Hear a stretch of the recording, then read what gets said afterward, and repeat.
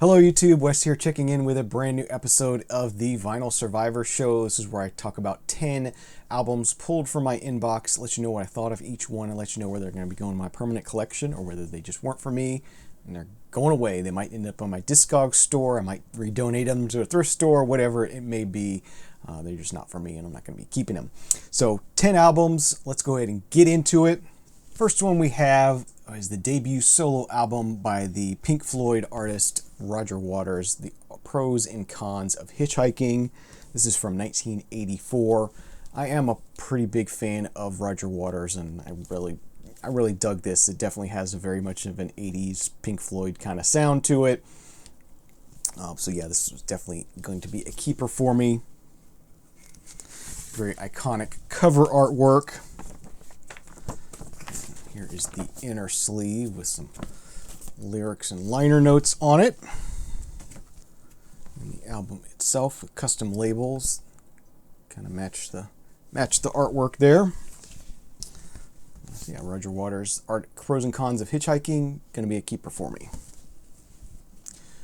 Next up we have Glorious Fool by John Martin from 1981, I believe, is when this was released. Yeah, 1981, his 9th album. John Martin is a folk, I guess, best listed in the folk genre here. This is his album from 1981. It features Phil Collins producing on this, and he plays some on this as well. So it definitely has a very poppy kind of vibe to it.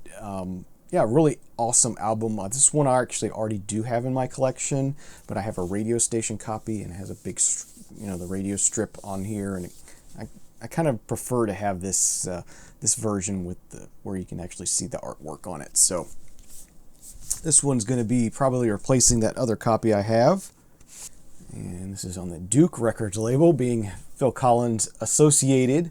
That's pretty cool. So yeah, John Martin's Glorious Fool. It's going to be a keeper for me.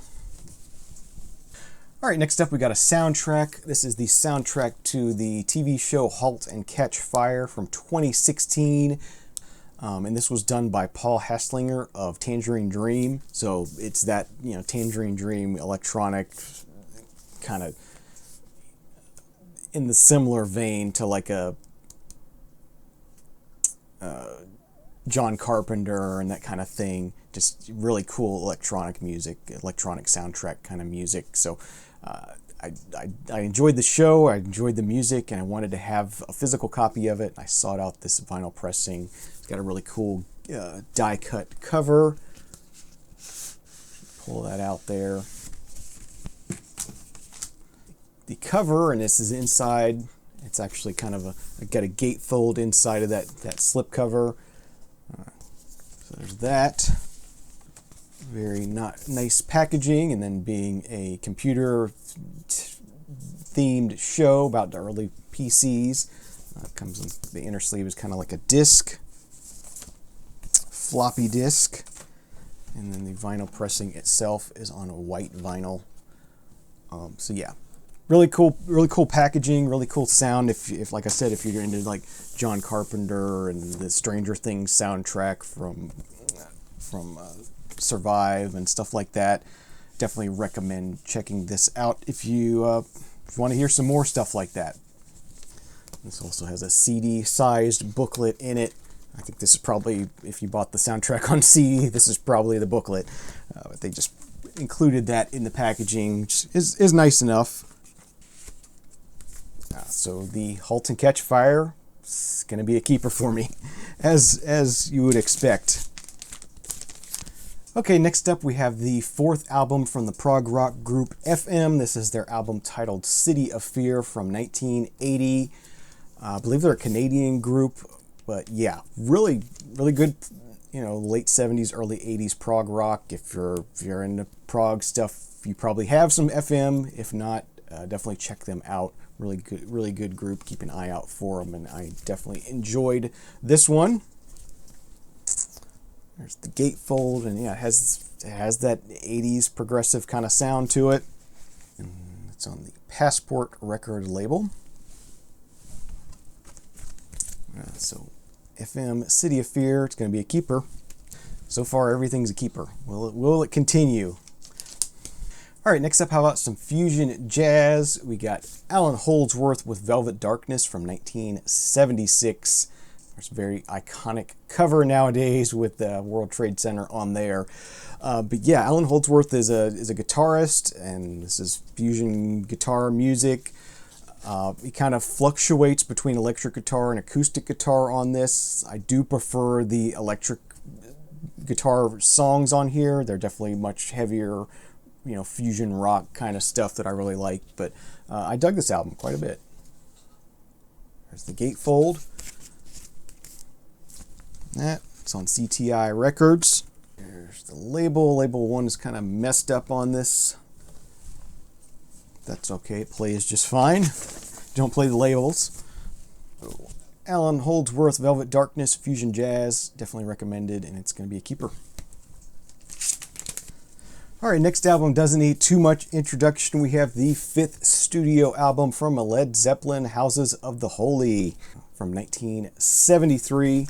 Classic album from them, and one of my more favorite Led Zeppelin albums. I like this one quite a bit. Really cool gatefold. This is the one of the represses from 5 or 6 years ago now that they put these out.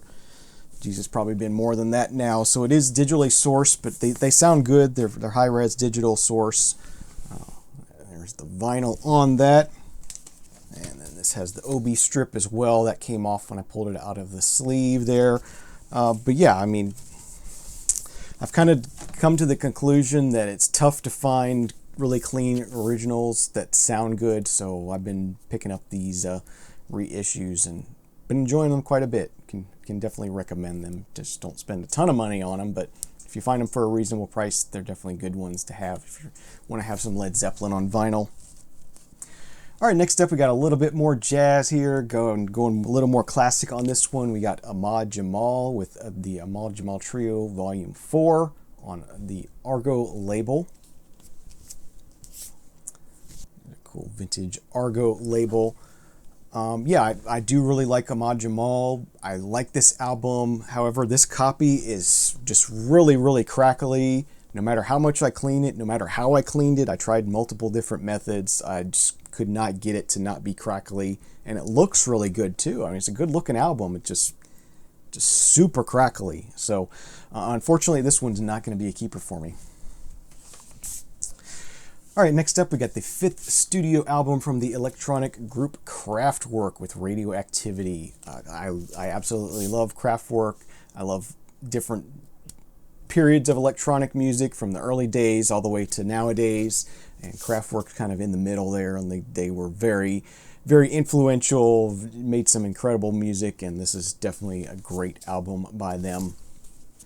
This is a super clean copy I found at my local record store. It is a U.S. Capitol pressing on the orange label. And this has the original printed inner sleeve with it, as well as having the radioactive sticker sheet that originally came with it. So yeah, really nice, clean, complete copy of this album. And if you're into electronic music or just Kraftwerk in general, this is a good one to have. So this is going to be a keeper for me. All right, next up we have the 2007 4th album from the indie rock group The National. This is their album titled The Boxer. Great album. Opens up with their one of their big songs, Fake Empire. If you're into indie rock, you probably know The National. They're really good artists and a really good group, and I definitely dig them. I dug this album. This is a Vinyl Me Please reissue. There's the art print. This has an insert with lyrics on it. There's the inner sleeve with some liner notes. And the Vinyl Me Please pressing is on this gray vinyl. Very nice. Sounds really good. So the National Boxer is going to be another keeper for me. And then last but not least, from 1985, we have Gene Loves Jezebel with Immigrant. Gene Loves Jezebel are kind of an art rock, gothy kind of group. Really good 80s pop kind of stuff. I definitely really dug this. It was definitely a first listen for me. I hadn't heard this album in its full, complete completist sort of format before, but I really enjoyed it. It's going to be a keeper. There's a printed inner sleeve with this one. And it's on the Relativity label.